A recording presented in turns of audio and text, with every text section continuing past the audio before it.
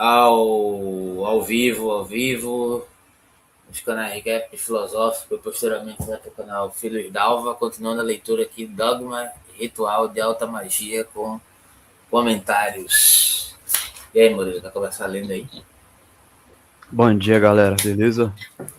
A gente vai dar continuidade à leitura e os comentários do livro. A gente vai reler um pouquinho do que a gente leu da aula passada e dar continuidade. No estudo passado, eu anotei alguns tópicos aqui que a gente falou a respeito. A gente falou sobre Napoleão e o ditador que há em todos nós, da autoridade e a responsabilidade universal. A gente falou sobre Prometeu como símbolo da responsabilidade universal. O texto fala sobre o ponto que Lúcifer lançou sobre o caos para escalar o céu, a glória que reúne passado e futuro. A gente associou isso a um transe luminoso, a experiência de elevação de Kundalini, que leva também a coerência na loucura. Aí a gente viu os opostos que se refutam em direção ao centro de gravidade. O mal necessário, o sacrifício que gera o bem através do mal, então ligados ao conceito de Exu. A gente falou também sobre transfiguração da personalidade conforme as relações interpessoais. Então, conforme a gente interage com diferentes pessoas, a gente transfigura a personalidade, a gente se interage com diferentes formas de linguagem, por exemplo, o que é semelhante a habilidade do réptil de se camuflar, de mudar de pele, né? Trocar de cor, por exemplo, um lagarto. 7 pele. Inclusive eu anotei aqui, 7 pele. A adaptação do réptil. O reptiliano. A gente chegou, falou no assunto de guitarrista, de técnica e feeling. Eu achei interessante essa relação, técnica e feeling, porque remete também ao que o livro está trazendo, que é a relação entre ciência e religião. Que ambos possuem o mesmo propósito. Técnica e feeling, basicamente. Técnica e feeling, exatamente. A técnica da ciência e o feeling da religião, né? Ambos possuem o mesmo objetivo, o mesmo propósito. A gente ficou para dar continuidade hoje sobre o tema de ditador e soberania. Agora eu vou continuar a leitura. Os homens tinham crucificado o Messias divino. O Messias humano foi abandonado à desgraça pela providência. Porque do suplício de Jesus Cristo, acusado pelos padres, devia nascer um sacerdócio novo. E do martírio do imperador, traído pelos reis, devia nascer uma realeza nova. Que é, com efeito, o Império de Napoleão. É uma síntese revolucionária, resumindo o direito de todos no de um só. É a liberdade justificada pelo poder e pela glória. É a autoridade provada por atos. É o despotismo da honra substituído pelo temor. Por isso, na tristeza da sua solidão em Santa Helena, Napoleão, tendo a consciência de seu gênio e compreendendo que todo o futuro do mundo estava nele, teve tentações de desespero e não viu outra alternativa para a Europa, senão a de ser republicana ou cosaca antes de 50 anos. Algum comentário até aqui? Até o momento, não. A gente chegou a ler essa parte, né? Tem um contraponto interessante de Prometeu, que é o Epimeteu, né? Acho que você conhece a história. O Epimeteu é aquele da posteriori, que é o encarregado de dar os dons naturais aos seres, né, digamos assim. E Prometeu é aquele que rouba a técnica. Então aí já tem um conflito aí entre o natural e o manipulável também, de certa forma. O que é natural, né? O que é necessariamente natural? Será que aquilo Teoria que a gente concebe Será que aquilo que a gente concebe como natural não é apenas um modo de fazer ciência? Tem uma discussão interessante aqui, né? Prometeu pessoa que tinha roubado todo o conhecimento do mundo, né? A partir do momento que ele se apropriou de uma determinada técnica, né? Que ele roubou essa técnica dos deuses, né? E Epimeteu é o extremo oposto dele, né?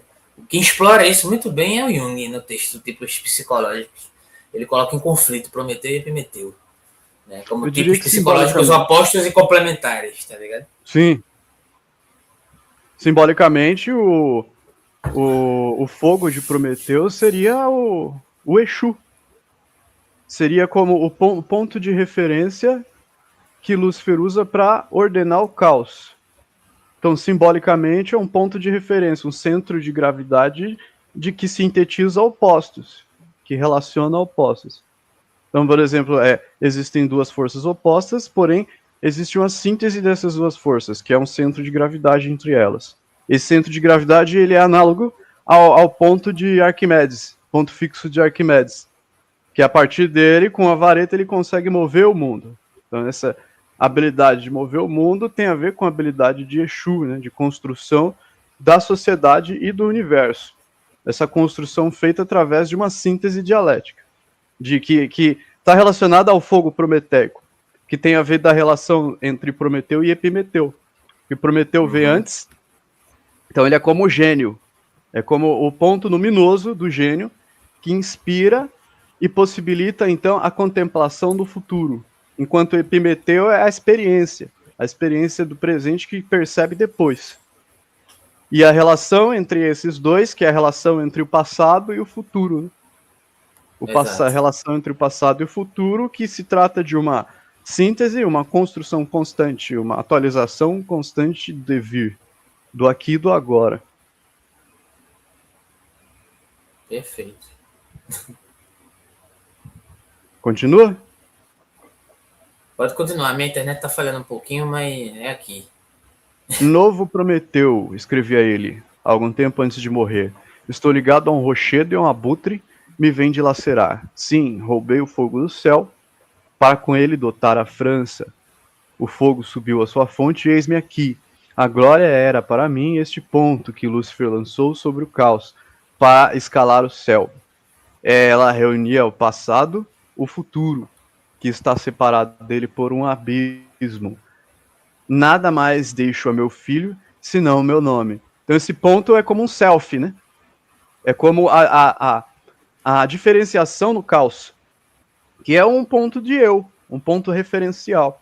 Então imagine que é como um ponto fixo, onde você fixa a ponta da agulha do compasso.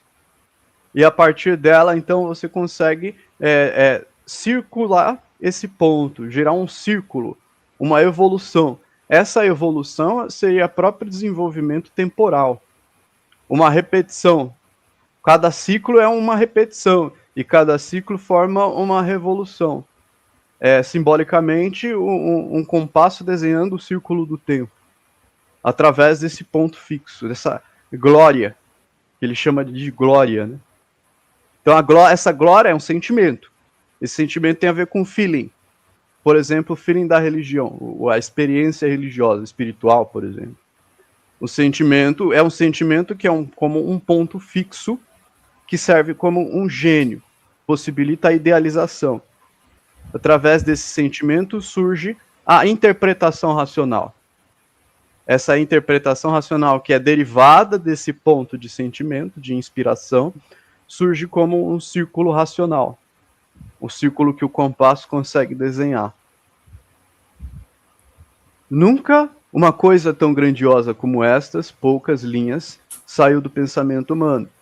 E todas as poesias inspiradas pelo destino estranho do imperador são bem pálidas e bem fracas em comparação com esta linha.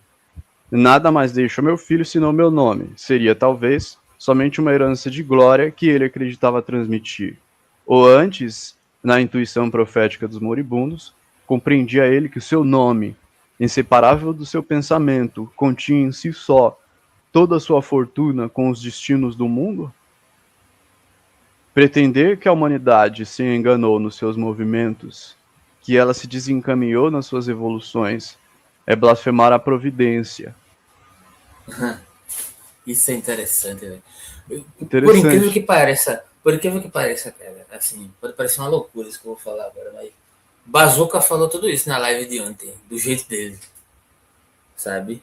Ele fala sobre como, tá ligado Bazooka, né? Quem é Bazooka? Eu preciso explicar pro pessoal aqui. Bazooka que fez o filme, ele cria filmes, ele é eu acho que ele trabalha com reciclagem, né? Trabalha com reciclagem E aí ele ressignificou a vida dele a partir de um símbolo, e o símbolo foi a Débora Seco. Não interessa qual o símbolo. O símbolo foi a Débora Seco que transfigurou e provocou uma catarse dele. Ele recebeu uma espécie de inspiração a partir daquela figura, e a partir dali ele mudou de perspectiva. Ele poderia ser um assassino, ser um Raskolnikov da vida. Ele falou literalmente isso ontem, tá ligado? E a partir desse símbolo que o tocou, ele se transfigurou em uma outra jornada de criação de vida, a partir de uma necessidade, a partir de um processo que eu acho que parece que está tocando aqui na questão da contingência e da necessidade, no sentido de dizer a humanidade errou, não, a humanidade necessariamente vai errar, porque assim tem que ser, digamos assim. Isso tem, um exercício, tem muito a ver, isso tem muito a ver, inclusive, com a ideia da imposição da necessidade de Hegel sobre a contingência, principalmente na fenomenologia do espírito, né? A necessidade da história. E aí o Hegel puxa isso para uma perspectiva colonial, não dá para dizer que não é colonial, né? Mas aí depende, o Fanon também utiliza Hegel de outra forma, mas não vamos discutir, não é o papo agora, entrar em anticolonialismo aqui, mas só para deixar claro, né? A questão que se coloca aqui é justamente o ponto, a relação de um ponto de inspiração que se memoriza como feeling, como instinto. O Bazooka falou sobre isso. Como é que vem a tua inspiração para fazer os filmes, Bazooka? Ele simplesmente, eu durmo, eu acordo e me vem aquilo lá. É como se fosse um processo divinatório. E aí eu vou registrando, ou seja, vai racionalizando aquilo, tá ligado? Sim. Então, aí tem um jogo de memória e esquecimento, de relação e registro também, né? Que está relacionado também com a aletheia, a ideia de aletheia, a noção de aletheia, né? Acesso randômico de memórias. Então, exatamente. Eu acho que tem relação com isso aí que ele falou agora há pouco. Aí, não, memória RAM, sabe a memória RAM do computador? Uhum. A memória RAM do computador, ela é uma memória temporária, onde é como um devir, onde ele acessa um banco de dados específico. A mente, ela da mesma forma tem uma memória RAM. E essa memória RAM, ela tem acesso randômico de dados. Ela acessa as informações da memória através da analogia. Então, por exemplo, eu penso num ponto, a minha mente automaticamente ela vai começar a derivar de forma lógica tudo que tem relação com esse ponto. E aí ela vai acessando as memórias e criando todo o universo ao redor disso. E ela vai construindo isso através de fractais. É bem interessante isso. O Bazooka, assista lá, é interessante. Do jeito deles, o Bazooka agora tá casado. Do jeito deles, eles falaram sobre depressão, falaram sobre catarse, falaram sobre produção de conhecimento, falaram sobre produção cinematográfica. Quem olha de fora, que não entende, acha que é maluquice. O que esses caras estão falando aí? Tá ligado? Mas, assim, quem tem uma observação mais profunda já faz a relação, inclusive com outras questões aqui. Eu fiquei até meio raciocinando sobre essa live ontem. Que parece uma live assim meio bonachona, mas não é, tá ligado? Inclusive Jung, no seu processo de individuação, onde ele se isolou praticamente, ele começa a ter contato com entidades abstratas. Entidades que ele fala que pertencem ao inconsciente coletivo, arquétipos do inconsciente coletivo. Exatamente. E aí isso tem relação... Isso remete à ideia de ancestralidade também. Sim. Que é abstrato e é material ao mesmo tempo. Sim. E aí volta mais uma vez a relação da abstração e da materialidade, o que é abstrato e o que é matéria exatamente. Mas será que a gente tem muito bem definido o que é isso? Eu acho que não. Eu acho que muitas vezes, na maioria das vezes, os cientistas pecam. Não sei. Sim, porque o abstrato verdadeiro, ele seria relacionado, coeso com a matéria, com a materialidade. Não haveria uma separação. Platão já falava sobre isso, sobre um ponto de indeterminabilidade, a Rora. A Rora, exatamente. Tem a ver com esse ponto fixo aí, que ele fala, o ponto do gênio, a estrela de Napoleão. Essa estrela de inspiração, né? É um símbolo que conecta as forças do inconsciente, que são forças irracionais, com as interpretações racionais da linguagem consciente. Vamos continuar? Vamos. Pretender que a humanidade se enganou nos seus movimentos, que ela se desencaminhou nas suas evoluções, é blasfemar a providência. Ou seja, seria como que tentar ir contra uma imposição divina, uma determinação das coisas, né? Como se as coisas fossem o que elas tivessem que ser, não houvesse outro jeito, uma espécie de destino. E foi que a gente achar que o destino errou, ou que algo foi incorreto, algo foi o erro, seria como que uma blasfêmia, né? Contra esse destino inato, essa providência divina, entre aspas. Eu acho E que é mais do que todavia... isso. mas bem mais Diga, que isso. Pode falar. diga, pode falar. Não, pode falar. Eu perdi, Eu ia eu continuar fugi a aqui. leitura. Continua aqui, depois eu lembro. E todavia, estes movimentos e estas evoluções, às vezes, parecem contraditórios, mas os paradoxos opostos se refutam uns pelos outros, e semelhantes às oscilações do pêndulo, que tendem sempre restringindo-se para o centro de gravidade, os movimentos contrários são apenas aparentes, e as verdadeiras tendências da humanidade se acham sempre na linha reta do progresso. Então é como você pegar o compasso e girar ele. Uma hora ele vai fazer 180 graus e vai chegar no seu lado oposto. No entanto, vai ser o mesmo círculo, né? Vai ser o mesmo ponto, desenhando o mesmo ciclo, mesma evolução. Assim, quando os abusos do poder produziram a revolta, o mundo, que não pode fixar-se na escravidão nem na anarquia, espera a instauração de um novo poder, que terá em conta a liberdade dos seus protestos e reinará por ela. Este poder novo, Paracelso nolo faz conhecer nas admiráveis predições que pareceriam feitas imediatamente se um grande número de páginas ainda não se referisse ao futuro. Sobe um pouco, pode subir. Não se esclarece mais o futuro do que se ressuscita o passado, mas considera-se sempre nele o que é duradouro. Ora, só é duradouro o que é fundado na própria natureza das coisas. Nisso mesmo, o instinto dos povos se conforma com a lógica das ideias. E duas vezes o sufrágio universal, colocado entre o obscurantismo e a anarquia, adivinhou a conciliação da ordem com o progresso e nomeou Napoleão. Disseram que o próprio... Quer falar? Não, é curioso esse trecho aqui, né? Esse trecho a gente já leu no estudo passado. Beleza, então vamos seguindo. Mas porque eu me lembrei, comentar... na verdade, o que eu ia falar era outra coisa. Sobre... Pode falar. Por exemplo, eu vou usar dois pensadores aqui, Lacan e Deleuze. Para Lacan, o real é inexorável e inacessível, digamos assim. Eu não tenho como dizer que houve erro, porque eu não sei o que é o real. Eu teria que pressupor que eu sei o que é o real e tenho como mensurá-lo de uma maneira onisciente, onipresente e onipotente. O tempo inteiro. Eu posso apontar, de certa forma. Né? É uma coisa meio kantiana isso aí de Lacan. Ele é inacessível de um ponto de vista racional. Sim. Já Deleuze diz ao contrário. Deleuze diz que, na verdade, há uma produção dessa realidade constante. Sim. Né? E eu acho que essas duas concepções elas não são necessariamente antagônicas. Eu acho que Deleuze concorda um pouco com Lacan em outros aspectos, de uma outra forma. Né? Porque é as duas coisas ao mesmo tempo. Dependendo do nível, do grau, da gradação de perspectiva que você esteja inserido dentro dos graus de realidade, digamos assim. Saca? Sim, existe a coisa em si, e existe as interpretações da coisa que estão sendo construídas em tempo real. Então a gente percebe como passado, presente e futuro, mas essa percepção em si, ela já é uma construção. No entanto,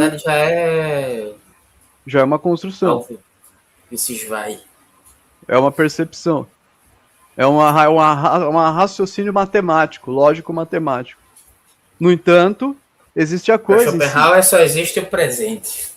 É só o que existe. Então, esse presente que é o que existe, ele é acessado, sim, diretamente por nós. Só que não através da razão, mas através do instinto. Através do feeling. Ele vem como um sentimento puro. Esse sentimento puro é o irracional puro, sabe? É a nossa anima. anima, de animal, a alma, inclusive tem a ver com o conceito de incorporação nas religiões. Incorporar, você incorpora, você está fazendo o animismo. É uma prática animista. Você está incorporando uma força da natureza, uma força pura da natureza. Essa força, ela até vai ser filtrada e ela vai ser traduzida através de você. Através das suas memórias, através da sua percepção, através da sua interpretação. Através da relação que você tem com... Isso. Que você produz com... Através da cora. Do ponto de contato. Esse zono de indeterminabilidade, né? Isso. Interessante isso. É o Exu, né? Uhum. É o Exu. Total. É sempre uma espécie de caixa de surpresas da contradição, né? A contradição para ser contradição. A contradição, para ser contradição, tem que ser meio inesperada, né? De fato, né? Porque se é esperada, não é contradição. É uma indeterminação. Uma epoché. Presume-se que é imprevista, né? De alguma forma. Vou continuar a leitura. Beleza. Não se esclarece mais o futuro do que se ressuscita o passado. Mas considera-se sempre nele o que é duradouro, ora. Só é duradouro o que é fundado na própria natureza das coisas. Nisso mesmo, o instinto dos povos se conforma com a lógica das ideias. E 2 vezes o sufrágio universal, colocado entre o obscurantismo e a anarquia, adivinhou a conciliação da ordem com o progresso e nomeou Napoleão. Disseram que o próprio imperador não pudera conciliar a liberdade e a ordem, e que, para fundar o seu poder, teve de interdizer aos franceses o uso dos seus direitos.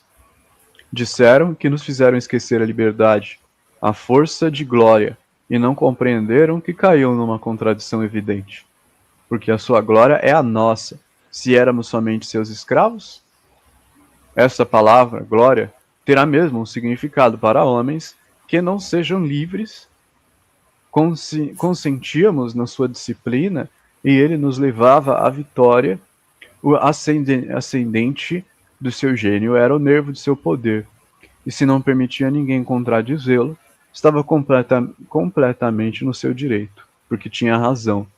O Estado sou eu, diz Luís XIV, resumindo, assim, numa só palavra, todo o espírito das instituições monárquicas. O povo soberano sou eu, podia dizer o imperador, resumindo, por sua vez, toda a força republicana. E é evidente que quanto mais seu chefe tinha autoridade, tanto mais o povo francês era livre. Isso tem a ver com a ideia de soberano, né? Porque o soberano é a síntese da vontade coletiva, a vontade do povo. É como uma síntese. E seria, por exemplo, a ideia mítica de que o faraó é o povo egípcio. E que todas as pessoas que vivem no povo egípcio são reencarnações do faraó. Então, na verdade, são todos ali a mesma alma, vivendo em diferentes corpos de forma simultânea. Então, através de Osíris, que é o deus, eles possuem a mesma alma. Então, todos os mortais que vivem ali como súditos do faraó são, na verdade, possuem, na verdade, a mesma alma. Isso de forma mítica, né, mitológica. Então, seria a encarnação da ideia, seria a própria encarnação do soberano. Então, simbolicamente, quando o Luís fala, eu sou o Estado, então ele estaria evocando para si a autoridade desse símbolo de síntese do faraó. Tipo, o representante da alma coletiva de um povo. Aí fala, como que esse povo se beneficiaria se eles são apenas escravos? Apenas súditos, né? Aí eles teriam que compartilhar dessa alma através desse ponto de contato, que seria o Exu, esse ponto de conexão, a Cora. Onde todos eles não estariam sujeitos a imposições de um ditador, mas estariam sujeitos à necessidade do instinto, da inspiração, sendo essa inspiração sincrônica entre todos eles, possuindo todas as ramificações de uma única origem. Então, como se todos eles agissem de forma espontânea, porém de forma harmônica, como um corpo coletivo. Por exemplo, com uma colmeia que possui as abelhas e possui a rainha. Então a gente, com a nossa interpretação humana, a gente diria, a rainha é uma ditadora que manda nas abelhas, ela controla as abelhas de alguma maneira. Mas se a gente prestar atenção na natureza, não existe essa imposição, porque toda a colmeia ela é espontânea. O que acontece é que elas possuem empatia e correspondência de desejos, e por isso eles agem daquela maneira, por conta da síntese do movimento coletivo desses desejos coletivos, que formam, na verdade, um desejo único.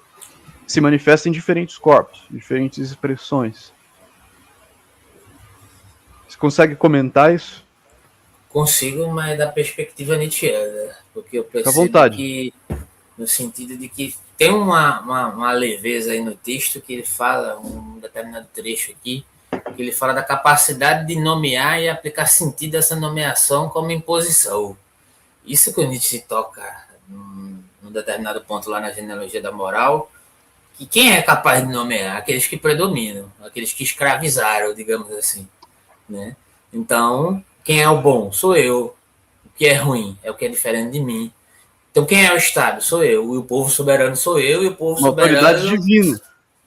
O povo soberano tem que se submeter ao que é divino, que o que é divino, que eu determino. É isso que ele critica, por exemplo, no Kant, por exemplo, o imperativo categórico kantiano, né?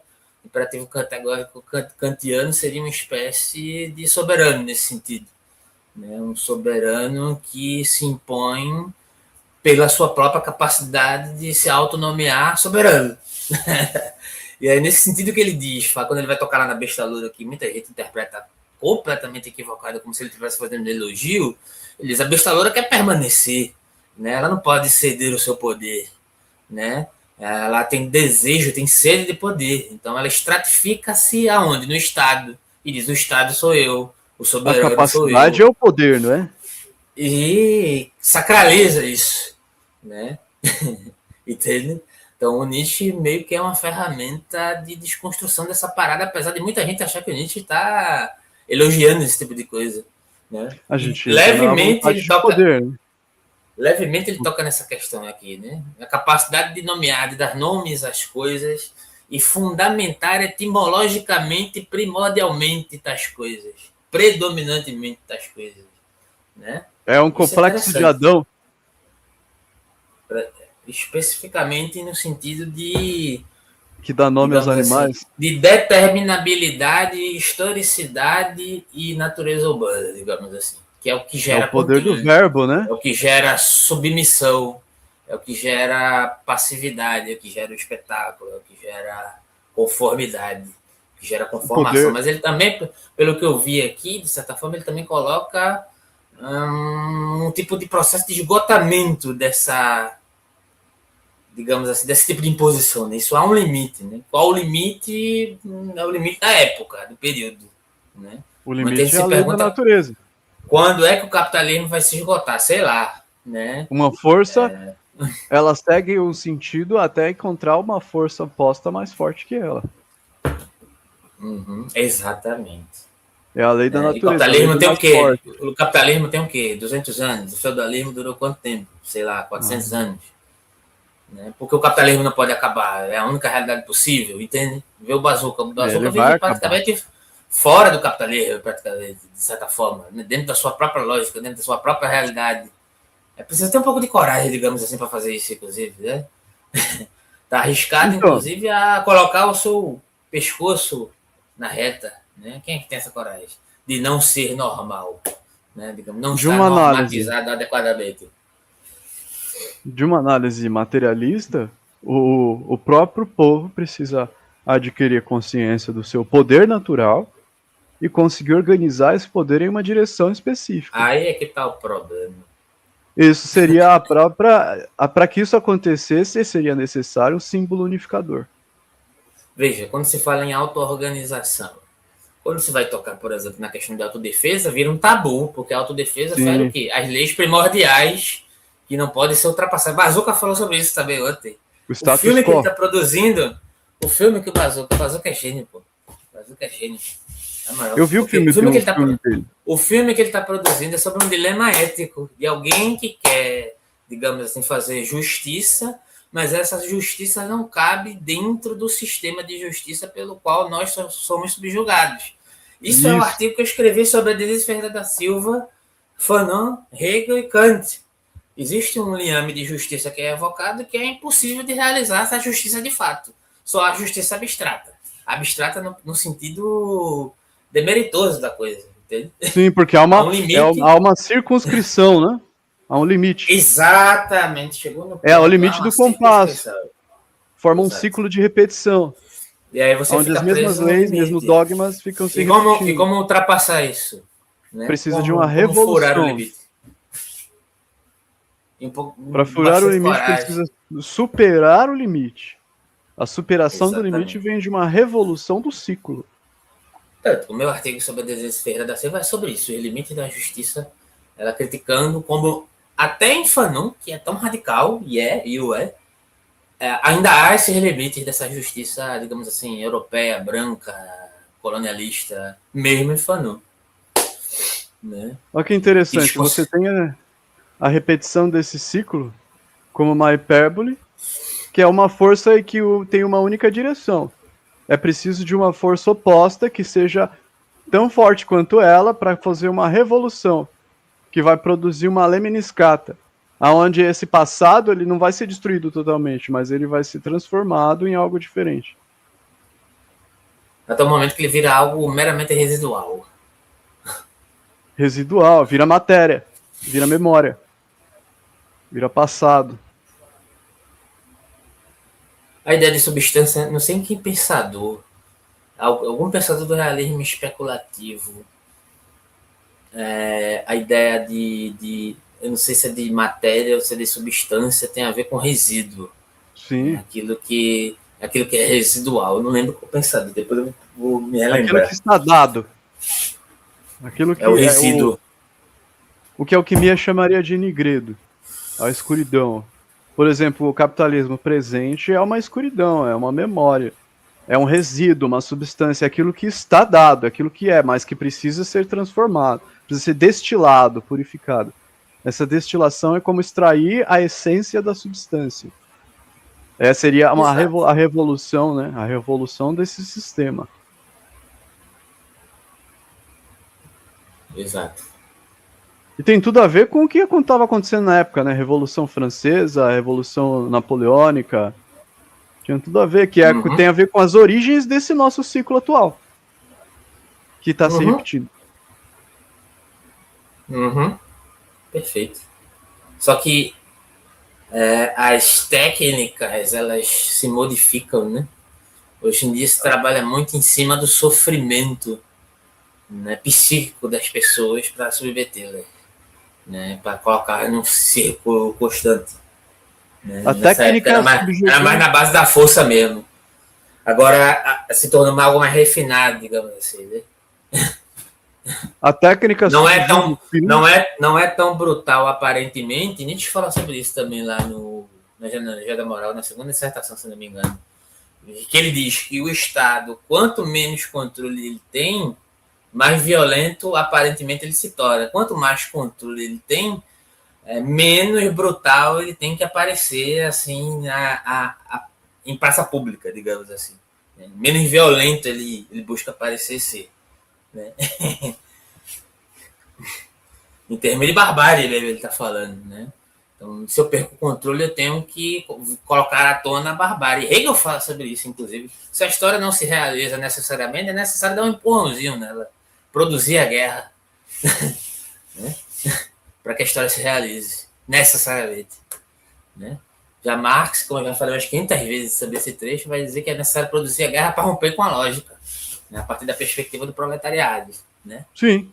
É para romper uma forma de lógica. Exato. Não é para romper totalmente com a lógica em si. Exato, mas exato. Transformar a forma de lógica. Exato. Então a gente, por exemplo, está na lógica do lucro, na lógica do capital, tem que dá uma forma de revolucionar essa lógica para uma lógica Essa lógica diferente. do lucro, ela já tá moendo gente há muito tempo. Já tem muita Que gente é, que já não inclusive, aguenta a mais. crítica que o Bazooka faz, não é? Não, o Bazooka vive essa crítica, na verdade. Ele vive Pois isso, é. ele incorporou isso. Mesmo que inconscientemente. Eu conheço pessoas que já inconscientemente já sabem disso. Só que elas não conseguem se autoanalisar no sentido de chegar a essa conclusão que a gente chegou. Mas o sofrimento dela já transparece isso, que o corpo físico, a mente dessa pessoa não aguenta, não suporta mais aquilo. Né? Inconscientemente já está concebido isso. Só falta vir à tona, né? Conscientemente. Conseguir verbalizar, né? É um Não, recalque. se autocompreender, né? Que esse é Sim, um sintoma de algo mais profundo. é um recalque, como diria Freud. Quando ele fala da cura pela fala, eu imagino que ele esteja falando sobre essa tomada de consciência. Você citou Freud, eu até me lembrei uma parte do texto de Freud que é muito interessante, que é Moisés e o monoteísmo, que ele fala sobre isso. Que o monoteísmo foi uma espécie de unificação forçosa, digamos assim. Que na verdade lá no Egito existiam vários deuses, né? E a partir de um determinado momento, a partir de uma dada situação, houve uma espécie de comodidade que unificou e fez surgir o monoteísmo de determinada maneira, né? Que foi incorporado aí pelas religiões judaicas e cristãs, etc. Né? Enfim. É Mas uma lá, técnica que se repete também. Por exemplo, quando o o que Marquês... não, o que também não deixa de lado a questão de nomear, né? Se eu sou capaz de nomear, eu sou capaz de Sim, estabelecer qual é o Deus que predomina, né? se estabelece a linguagem. Por exemplo, Marquês de Pombal definindo o português como língua oficial, tentando sintetizar as diferentes culturas que tinham no país. O Brasil era multicultural, né? E aí, com a Marquês de Pombal estabelecendo o português como linguagem oficial obrigatória, é como ele controlando a palavra, controlando a linguagem. E as igrejas positivistas que existem aqui no Brasil? Tem coisa mais interessante do que isso? Tem coisa mais interessante do que isso? Não, eu acho que não. Do ponto de vista de uma tentativa de mais uma, digamos assim, uma Colonização. permeabilidade. Né? Então, exatamente. Né? Igrejas positivistas. Aparentemente é algo contraditório, né? Mas só que não. Né? Um olhar mais atento, você percebe que tem tudo a ver com o estabelecimento de um processo de estratificação do que é ciência e do que é religião oficial, né? Do que é cientificamente válido. Né? Tenta delimitar, né? Delimitar um e outro. Exato. Interconectar, inclusive, de uma maneira absoluta. Absoluta no mau sentido, não um absoluto como residual. Pronto, é o conceito de absoluto que é residual em um dos pensadores do realismo especulativo. Absoluto. Resíduo. Absoluto é sempre resíduo. Sim. É uma substância. Uhum. A Então, substância de não é que é Spinoza. absoluto no sentido que a maioria das pessoas entende. Ah, o cara é um dogmático, foda-se. Não, absoluto como resíduo, como um aspecto residual, contínuo, né? Como uma espécie de plantar e colher, né? Digamos assim. É como o Constante. caos. Como o Como o quê? caos. O caos. É, exato. O caos. A entropia infinita do caos. Exato. Por exemplo, uma semente que gera infinitas árvores. Exatamente. Tem a ver com o conceito de mônada também. Também. Porque o caos, apesar de ser um conceito de caos, de desordem, aparentemente desordem, se ele não possui delimitações de ordem, então ele só pode ser uma coisa única e absoluta. Uhum. Essa coisa única e absoluta pode ser nomeada como mônada. Vamos continuar a leitura? O conceito absoluto ele é muito mal compreendido por vezes. Né? São alguns pensadores que conseguem dar uma explanada melhor, mas assim, no âmbito de filosofia não tem a mínima esperança, porque a galera continua ali naquele fazendo, vamos fazer a leitura, como é que a galera chama? Até me esqueci, tão enjoado que eu tô disso. Leitura estrutural do texto. Ah, pá, puta que pariu. Na moral. Você falou disso antes. Porra. Na moral, eu passei 10 anos quase preso nisso. Até eu me dar conta que eu era grande demais para aquilo. Não é soberba dizer isso, não, tá ligado? É amor próprio. Era uma espécie de masoquismo aquilo. Masoquismo acadêmico. Sim, é tipo quando eu ia pra igreja, quando era criança. Me lembra isso. Me lembrava exatamente a mesma coisa. Perfeito. Eu ia obrigado, seguir aquilo porque tinha que seguir, e tinha um mestre, o cara que dita as normas, você segue. Dane-se isso aí, tá ligado? Tudo que tem uma hierarquia nesse sentido arborescente, eu tenho uma espécie de repulsa, tá ligado? Eu já saio de perto. Lógico que tem que ter hierarquia, mas não uma hierarquia que te esmaga para poder fazer com que haja hierarquia, tá ligado? Uma hierarquia que surge naturalmente. Que naturalmente vai surgir se as relações forem cultivadas de uma maneira criativa, entende? A hierarquia ela precisa ter harmonia. Exato. Essa harmonia harmoniosa. Depende do centro de gravidade. Exato. Por exemplo, o centro aí de é gravidade... outra situação. Não é contra a hierarquia, é contra certos tipos de hierarquia que são predominantes e hegemônicos. Sim. Aí já é outra história. É como um tom estabelecido em uma música, por exemplo. Tem o tom... você pode seguir o tom da música e improvisar nesse tom. Você pode colocar a sua identidade e a sua vontade, seguindo as leis da harmonia. E aí você vai estar seguindo uma hierarquia. Só que uma hierarquia natural. Uma hierarquia de harmonia natural. Não uma partitura rígida, saca? Perfeito. Diferença entre a música... A minha apresentação, não sei se eu falei já sobre isso, é sobre que foi acho que uns 2 anos atrás, sei lá, nem lembro mais. Sartre e Nietzsche foi sobre como Sartre e Nietzsche valorizavam a maneira amadora de se produzir música. Ele toca piano, mais especificamente, né? Justamente por conta de não ter esse apego necessário com uma maneira perfeita de tocar. O jazz... Preservar uma criatividade ali, mesmo que errante, foda-se, não Sim. interessa. Entendeu? A comparação legal disso da música clássica com o jazz. Perfeito. E aí é isso que a gente vai criticar, mas também vai dizer que tem isso, essa técnica aprimorada como um tipo de ascetismo, ela também tem seu uso, mas no momento certo. Sim. Por isso que o rock é interessante, porque ele parte de... principalmente o rock que mescla bastante o jazz. Ele mescla a rigidez do campo harmônico da música. Então ela tem um padrão, só que chega na hora do solo, o solo ele parte pro improviso. Então aí já mescla aquela indeterminação, aí ele consegue equilibrar esses dois aspectos. Uhum. Exatamente. Vamos continuar no texto, senão a gente não... vai quase subir, 45 minutos já. Eu acho que a gente nem chegou na parte que parou aí.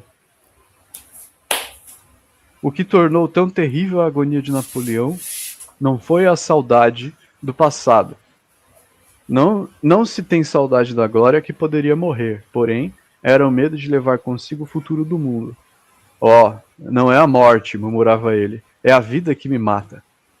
Depois, levando a mão ao peito, cravaram aqui um cutelo de algoz e quebraram o ferro na ferida. Um momento depois, nesse instante supremo em que a vida foge e em que o homem, já iluminado interiormente pela luz de um outro mundo, tem a necessidade de deixar a sua última palavra aos vivos, como um ensino e uma herança. Napoleão repetiu 2 vezes essas palavras enigmáticas, à chefia do exército. Seria um último desafio lançado ao fantasma de Pedro o Grande, um grito supremo de desespero, ou uma profecia dos destinos da França?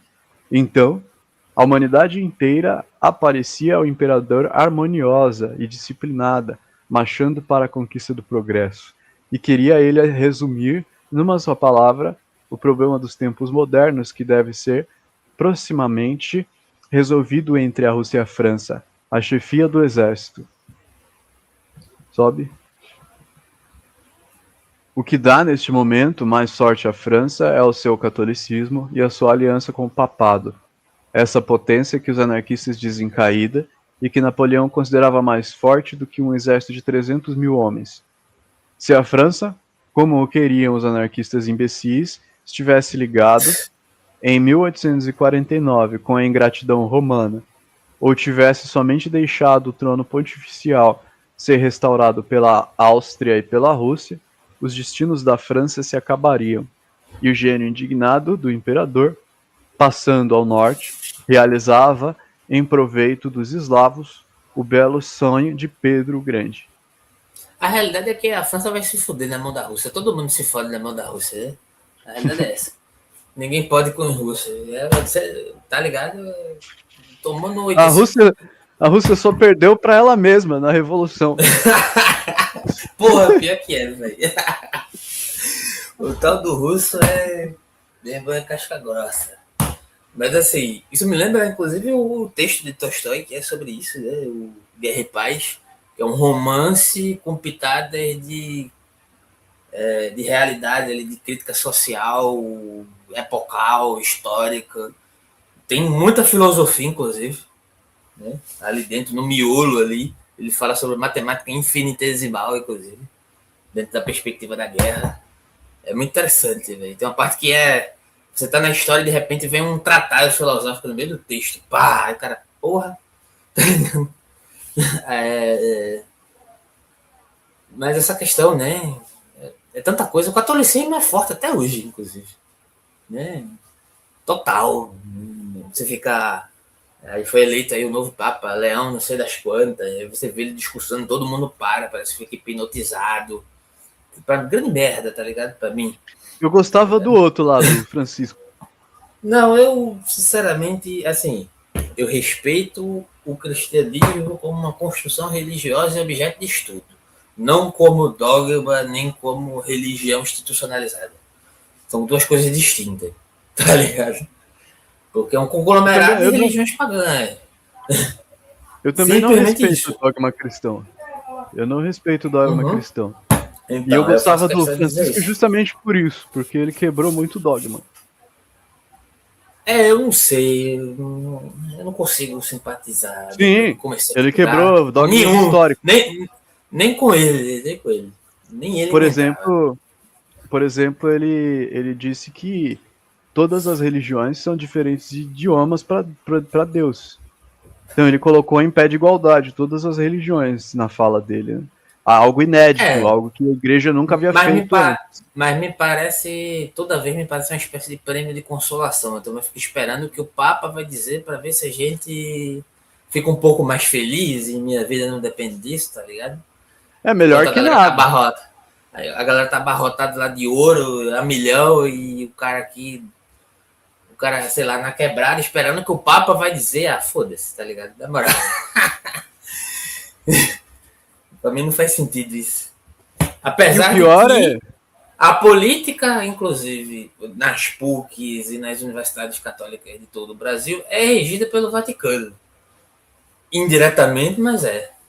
Sim. Não indiretamente, diretamente, na verdade, porque não é que a galera tá lá monitorando o tempo inteiro, mas tudo que se movimenta dentro dessas universidades deve uma satisfação, uma referência ao Vaticano. Inclusive. Então, se você pode pensar por aí, parece até a teoria da conspiração, né? Mas isso é falado nos arredores, inclusive, das universidades, nos entremeios. Por exemplo, a Universidade Católica é uma universidade mais intimista, a galera fica mais à vontade de falar sobre esse tipo de coisa, porque acha que é um meio mais restrito, que não vai sair dali. Né? Ou se sair, vai sair pela boca dos malucos que ninguém vai botar fé. Tá ligado? Às vezes esse cara tá viajando. Aí, tipo... Mas é falado abertamente, né? Que, inclusive, tem um jogo político ali, porque, inclusive, a Universidade Católica não vira PUC, porque aí o poder do Vaticano se tornaria maior ainda do que já é sobre a universidade. E aí, não seria interessante para determinadas cargos de pessoas que ocupam lá. Então, essas pessoas não querem transformar em PUC por conta disso, porque perderiam a sua oia, digamos assim, né? o seu rolê lá dentro da instituição. Então, fica entravado. Uma simples nomenclatura que parece ser uma simples nomenclatura, não é uma simples nomenclatura, é poder. Né? É mudança de poder. A Igreja Católica é muito forte, ela só parece enfraquecida aos olhos de quem não consegue enxergar. Em termos de poder político. Toda a estrutura metafísica do Estado vem do latim, né? Vem da linguagem latina, que a Igreja domina até hoje, como uma linguagem oficial. E ela possui em si a maior parte dos registros históricos dos últimos milênios. Então ela possui todo o ouro intelectual da humanidade, está ali, né? Dizem que conhecimento é poder. Esse conhecimento é o poder da palavra, que inclusive consegue influenciar a violência física. Por exemplo, o controle que eles têm é sobre ordens militares, como a Ordem de Malta, como os arautos de sei lá da quanta, os arautos do Evangelho lá. São ordens militares. Eles não pegam em armas o tempo todo, no momento presente, por exemplo, mas eles são treinados para isso. Para o momento certo, quando for necessário, pegar em armas e ir para a guerra. Qualquer é nós que tá. Sim, é a Inquisição, a Santa Inquisição, é uma instituição oficial, que ela existe até hoje em Roma. E ela tem esse poder ramificado em toda a cristandade, pelo menos aqui no Ocidente. É por aí, é bem por aí mesmo. Você continua a leitura? Onde é que foi que parou? Pedro Grande, né? Para os homens que imaginam o absoluto nos extremos, a razão e a fé, a liberdade e a autoridade, o direito e o dever, o trabalho e o capital, são inconciliáveis. Mas o absoluto não é mais admissível em cada uma das opiniões separadas do que o todo é concebido em cada uma das suas frações. Fé razoável, liberdade autorizada, direito merecido pelo dever realizado, capital, filho e pai do trabalho, eis como dissemos-lo, já em outros termos, as fórmulas do absoluto. Sempre residual, é o que me parece que ele está dizendo aqui. E se nos perguntarem qual é o centro da antinomia, qual é o ponto fixo do equilíbrio, já respondemos que é a própria essência de um Deus ao mesmo tempo soberanamente livre e infinitamente necessário. É o S do Tao. Sabe o Tao? O Yin Yang. Tem o S no meio. É o S, é o Satanás no meio. Exato. Que a força centrípeta e a força centrífuga sejam duas forças contrárias. Não é para se duvidar, mas também que dessas duas forças combinadas resultam do equilíbrio da Terra. É o que seria igualmente absurdo e inútil negar. O acordo da razão com a fé, da ciência com a religião, da liberdade com a autoridade, do verbo humano numa palavra como verbo divino, não é menos evidente e indicamos suficientemente as suas provas. Mas os homens nunca consideram como provadas as verdades que recusam. Entender. Porque elas contrariam as suas paixões cegas. É isso que Jung fala, inclusive. Quando ele vai tratar de tipos psicológicos, ele vai tratar de epistemologias políticas, concepções de fé unilateralizadas por aquele que busca encontrar aquilo que quer. Né? A subjetividade. Aquilo que o seu instinto pede, ou se você for mais racional, o que a sua racionalidade pede, o que é que predomina em você. Você pega, pronto, Prometeu e Epimeteu é um dos exemplos. Outro exemplo, Tertuliano e Orígenes. Né? Um era mais abstracionista, outro era mais corpóreo, inclusive vai descer o próprio pênis como mortificação, um deles, né? Como se fosse uma espécie de purificação para Deus. Né? Então ele tem que fazer isso, né? Como uma espécie de processo divinatório. Então ele é um cara mais corpóreo, né? A Paixão de Cristo, que tem os dois opostos, tem o ladrão e o que se arrepende e o ladrão que não se arrepende. Exatamente aí a fotinha de capa aí, ó. Do vídeo. De quem? Do vídeo, pô, a foto de capa do vídeo. Não é? Uhum. O Bafomé, né? Então. E é isso. Vai comentar mais alguma coisa ou continua na leitura?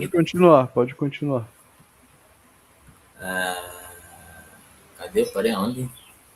Porque elas contrariam as suas paixões cegas. É justamente o ponto cego da unilateralidade do pensamento que eu falo tanto. É. A demonstração mais rigorosa vos respondem pela própria dificuldade que acabais de resolver. Recomeçai vossas provas. Eles se impacientarão e dirão que estáis repetindo. Pronto, eu me lembro sempre do cara lá, que eu sempre dou esse exemplo, já deve estar de saco cheio. Mas assim, Jung não está preocupado se Anselmo provou ou não provou que Deus existe. Para ele, foda-se. Tá ligado? Isso daí. O que interessa é ele, o porquê, o que é que levou o Anselmo a pensar daquela forma. Ponto. É entender, Aí, né? só o porquê que ele pensa daquela maneira. O cara pensou, aí veja só como a unilateralidade do pensamento é problemática. O cara não conseguiu entender que o Jung estava apenas analisando o modo de raciocinar. Ele achou que Jung estava querendo refutar o cara. Uhum. Não, mas está errado. Bicho, eu não consegui, resumindo, eu não consegui explicar o cara. Ele acha que Jung estava querendo refutar Anselmo na prova ontológica dele. É ouvir para escutar, né? Tá ligado? Porque Então, não tem jeito. Eu admiro L'Oréal Rocha por esse ponto. Eu admiro Racionais que diz assim, não joga pérola aos porcos, irmão, joga lavagem, eles preferem assim, sem ter de usar piolhagem, é tipo isso. Tá ligado? Por exemplo, de você ouvir a pessoa, mesmo que ela pense o contrário, mesmo que não há concordância. É um exercício, velho. Quando você vai ler ou vai ouvir alguém, você não vai ler ou ouvir para concordar ou discordar, mas a primeiro ponto você vai ler ou ouvir para tentar entender a pessoa. Tentar entender o que ela quer dizer, o que ela está pensando, o que ela quer dizer, o que isso significa para ela. E só depois disso é que você pode ter alguma noção de julgamento, de concordância ou discordância. E mesmo assim, para que tanta paixão com suas certezas, né? Nietzsche já dizia, Sim. as certezas são piores, mais inimigas da verdade do que a própria mentira. Eu diria que elas são ferramentas úteis na tomada de decisões. Quando você vai tomar uma decisão... certeza, não as certezas... esse apego às certezas, não às próprias certezas, sabe? Sim. Esse apego inexorável, elas são piores do que a mentira. O Nietzsche diz isso. O Nietzsche fala Ela isso. se torna preconceito, né? Porque a mentira é algo que se desfaz facilmente. Não tão facilmente, mas em algum momento ela vai se desfazer. A certeza se passa por verdade. Uhum. Ela engana, cria a realidade. Ela estabelece, nem que seja força, em determinadas questões. Ela se apresenta como uma verdade. E se recusa a sair daí. Pode continuar. Capitalismo é uma delas. Tem gente que não consegue raciocinar fora disso. Mas e por que você não faz isso? Porque eu não quero estar de acordo com esse sistema. E daí? Ah, não, mas não pode. Que isso? Isso é uma blasfêmia. Só não quero. É o dogmatismo. Tá ligado? Por isso que o capitalismo não é religião. Eu sempre fiz um exercício que Walter Benjamin fala, que é pensar contrapelo. Eu sempre vou ler um autor, eu vou ler pelo aquilo que eu discordo dele. Pelo que ele tem mais de podre, que eu considero mais abominável. Eu comecei a estudar Heidegger por conta disso. Tá ligado? Quando eu vou estudar Nietzsche, eu vou estudar Nietzsche justamente naquilo que é supostamente de mais frágil dele, tá ligado? Na misoginia, no anti-abolicionismo, porque aí se eu domino o que há de mais podre, fica fácil dominar o que há de mais qualitativo, tem uma qualidade nele. Pra mim, eu penso assim, sabe? Tá ligado? Sempre pensei dessa forma. Mas enfim, vamos voltar pro texto, né? O Salvador do mundo tinha dito que o vinho novo não deve ser posto em odres velhos. Aí, ó, você me lembra e chuta bem, viu? Né? Não se apegar ao tempo totalitário como se ele fosse presente ainda. Né? E que não se deve cozer um pano novo no manto usado. Exatamente, é o tempo de Exu isso aí. Os homens são simplesmente os representantes das ideias e não é para se admirar se os erros encarnados repelem a verdade com desdém ou mesmo com cólera. Mas o verbo é essencialmente criador e em cada nova emissão do seu calor e da sua luz faz nascer no mundo uma humanidade nova. Isso é bem fanoniano, né? Porque Fanon ainda trabalha sobre a ideia da humanidade, mas uma humanidade que constantemente se recria. Não é aquela ideia estratificada de humanidade. O que é o homem? Vai Locke dizer que é uma tábua rasa, vai fulano dizer... Apesar que são reduções, né?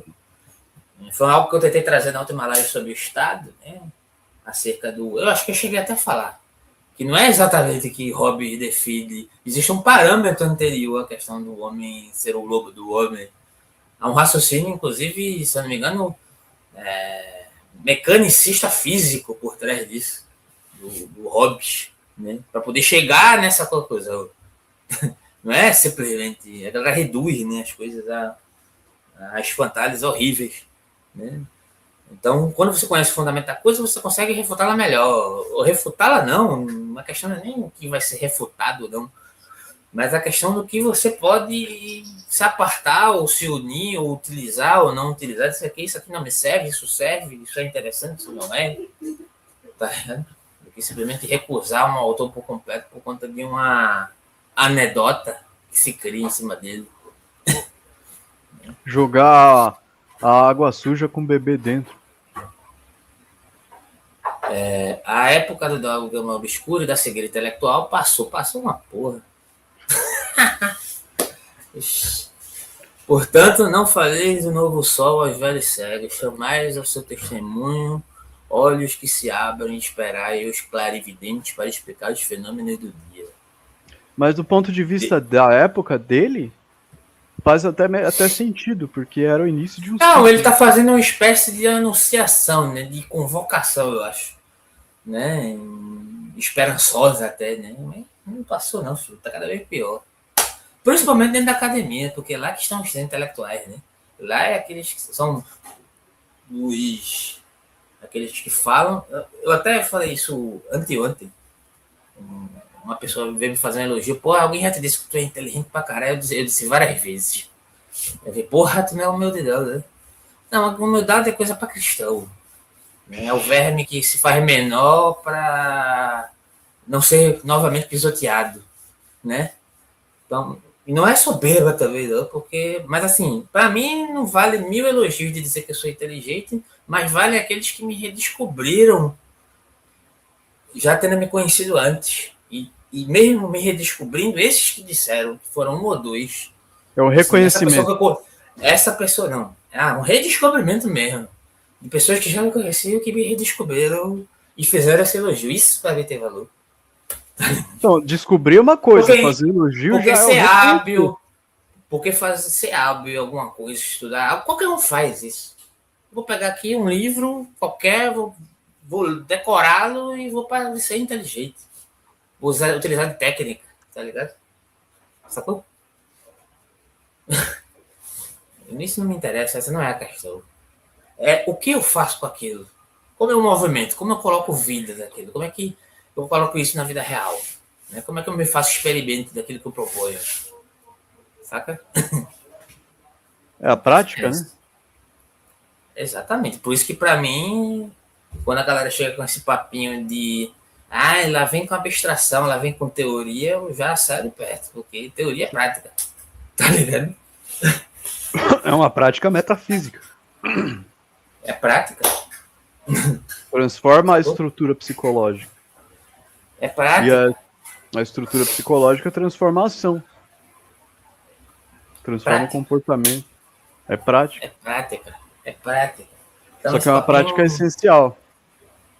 Só que eu sei, você tem que aprender os momentos de utilizar determinadas práticas. Eu não vou pegar um martelo para ler um livro, né? Vou ler o livro amarretada. Não, você vai ter que usar os olhos, você vai ter que, tá ligado? São diferentes tipos de prática. A diferença da prática na essência e da prática na substância. Exato. A do martelo é uma prática na substância, é uma prática material. Agora, ler um livro... Aí é necessário leitura. Aí é necessário uma leitura adequada da realidade. Né? Abstração. Aí, questão de ter uma leitura adequada do momento que se faz, como se faz, aí é outra coisa. A fisionomia esotérica fala sobre 7 corpos, né? Sobre os 7 graus. Aí começa lá no corpo físico, passa para um corpo energético, aí vai para um corpo astral, aí entra no corpo mental. Só que aí começa no corpo mental concreto, depois vai para o corpo mental abstrato. Então ela percebe que vai se utilizando os graus de prática. Né? Todas as práticas de parar para estudar isso, cara, desses graus de consciência que tem em várias vertentes religiosas aí, no Bhagavad Gita. Só a fim de parar para estudar isso, porque isso é fundamental, na minha percepção também. A teosofia fala bastante disso. Então me indica onde é que eu posso achar isso mais diretamente, porque eu preciso estudar isso, velho. Isis sem véu. Tem PDF isso aí? Tem. São vários volumes. Tem a doutrina secreta. Vou mandar. A doutrina secreta e Isis sem véu. Ela fala bastante sobre isso. Inclusive, ela associa esses graus de consciência aos graus evolutivos da humanidade. Platão indiretamente toca nisso quando ele fala de gradação. Sim. Gradações de realidade. Ele indiretamente está falando disso também. Sim, quando ele fala do andrógeno, o que era anterior ao ser humano, é uma raça-mãe da Blavatsky, que ela cita na obra dela. Então, ela que se inspirou em Platão, provavelmente, né? Uhum. É bem interessante isso aí. Tem a ver também com a harmonia natural, com a hierarquia natural, a hierarquia da sutileza dos corpos, que vai desde o bruto... Não, eu lembro uma... Vai, diga. Que vai desde o bruto na substância, na matéria substancial, até o sutil, na matéria essencial. Uma vez teve uma discussão que eu tive com um cara, nesse mesmo... Eu tô emendando a live de ontem com a de hoje, achando que eu tava falando com os caras, falando contigo. Eu ia puxar um assunto de lá, como se eu estivesse falando na mesma live. Mas eu falei sobre a Sociedade do Espetáculo, né, que tinha um grupo que estudava a Sociedade do Espetáculo, só que para ler a Sociedade do Espetáculo você tem que ter lido minimamente Hegel. E a galera subjugou o texto por parecer um texto menor. Ah, Sociedade do Espetáculo. Vamos ler um francês instrumental aqui em cima desse texto merda, porque é fácil demais. A galera pegou em bomba, né? Só quem tinha leitura de Hegel era eu, e a galera ficava assim, calada, com medo de falar. Terminou que o grupo acabou, tá ligado? Quem implodiu o grupo, eu destruí o grupo. Aí, tipo, o que é que rolou? Teve um cara lá que chegou que era platonista. Aí ele começou a falar de gradação. Eu falei, meu amigo, pouco importa a gradação se você não tem capacidade de leitura de consciência para perceber a gradação. Foda-se a gradação. Tá ligado? Porque isso é o espetáculo, é não ter a capacidade de acompanhar os graus de realidade que se exibem ali e como eles se modificam. Então não importa a gradação se você não tem o profundidade adequado para perceber a gradação. O cara calou a boca, simplesmente assim. Não falou mais. A capacidade de abstração. Nunca mais foi ouvida a voz dele nesse dia. É justamente sobre isso que o Debord está falando. A galera não percebe os níveis de gradação e fica presa no espetáculo. Tá ligado? Na passividade. Na impressão, na superfície. Na imagem que se estratifica como realidade. Para superar isso, precisa perscrutar a coisa. Exatamente. Precisa da cora. Para você porque conseguir a gradação. Interpretar. Foda-se a gradação. Tá ligado? Eu disse mesmo assim, foda-se a gradação. Se você não tem a capacidade de manuseá-la. Tá ligado? Essa é a questão.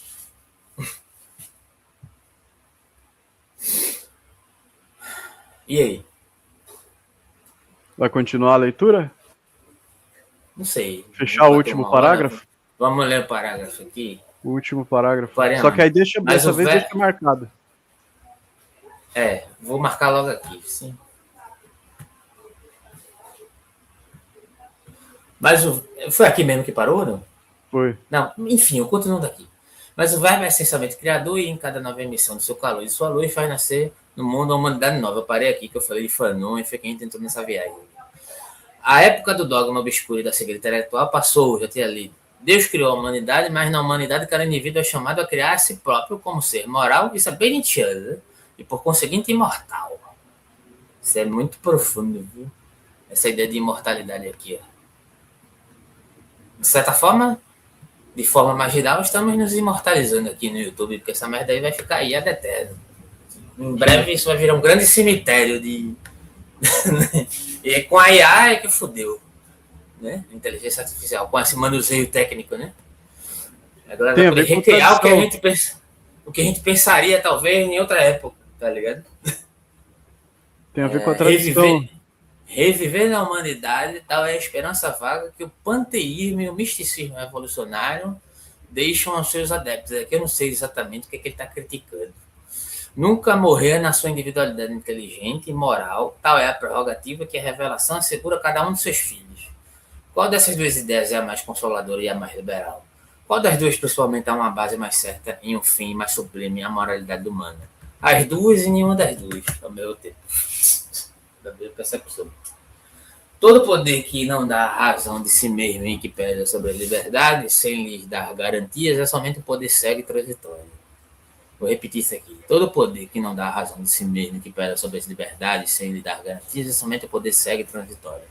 A autoridade verdadeira e duradoura é a que se apoia na liberdade, dando-lhe ao mesmo tempo uma regra e um freio.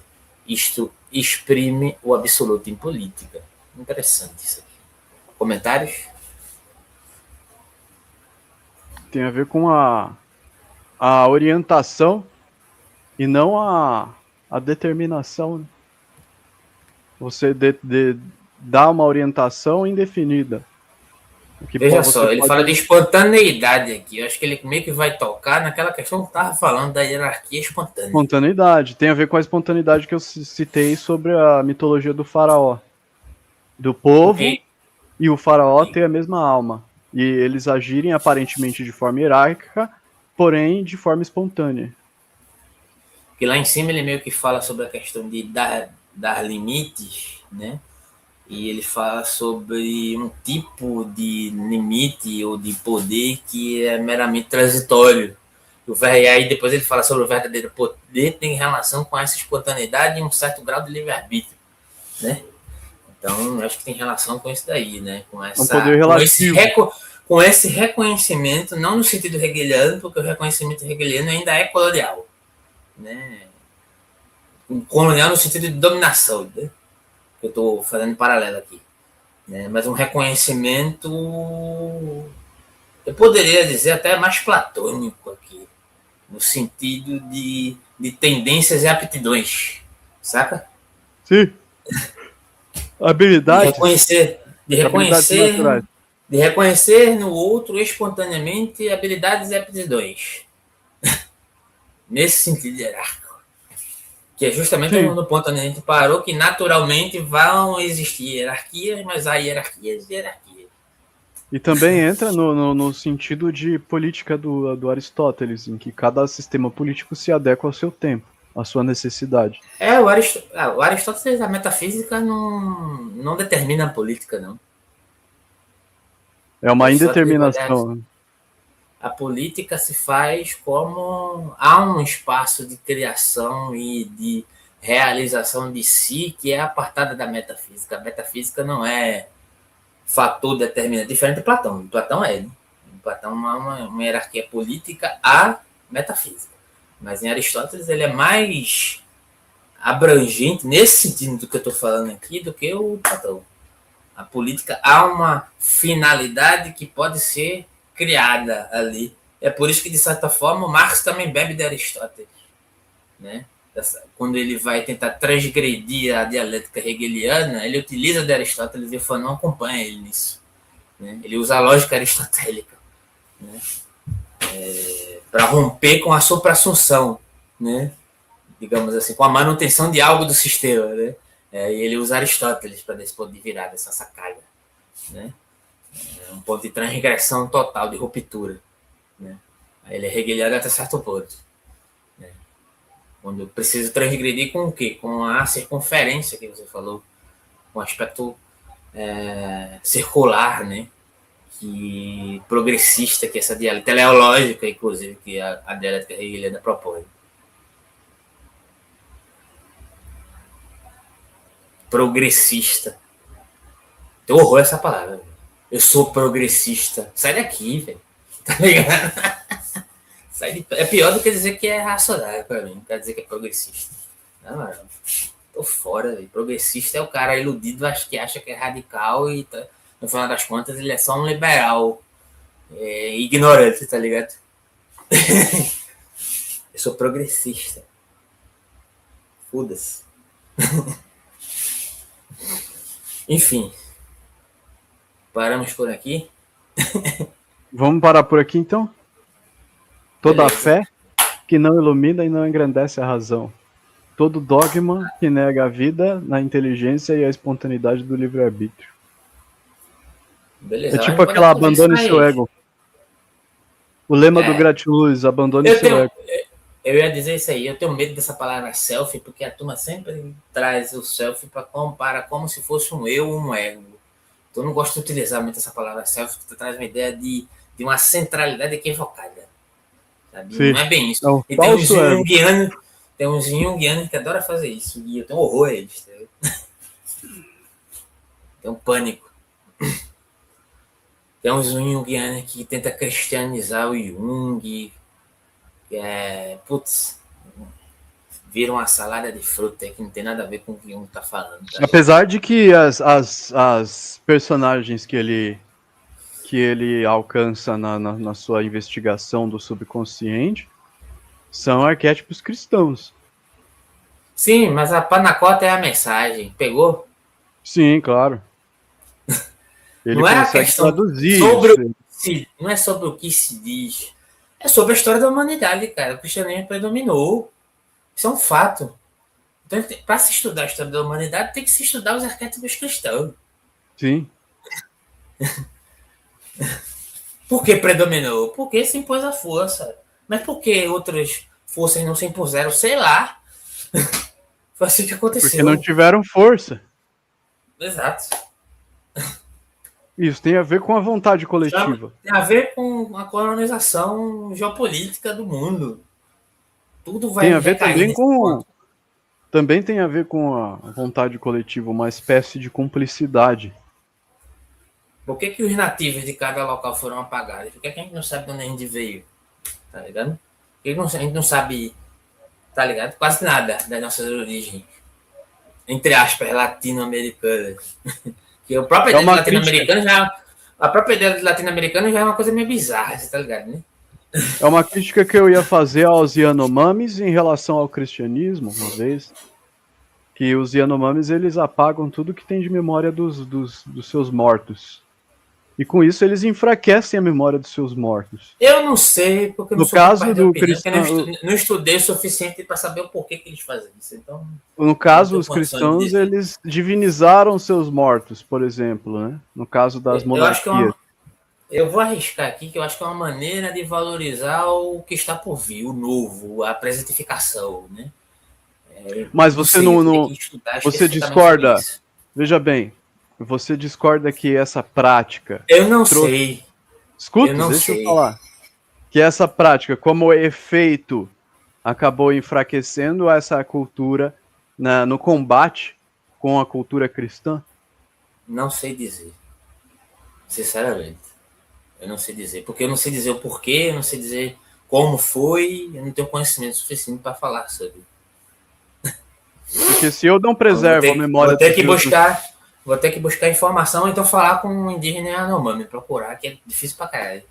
Se eu não preservo a memória dos meus mortos e eu sou combatido por uma cultura de pessoas que fazem isso, que preservam a memória de seus mortos, as chances da ancestralidade deles se preservar na história é muito maior.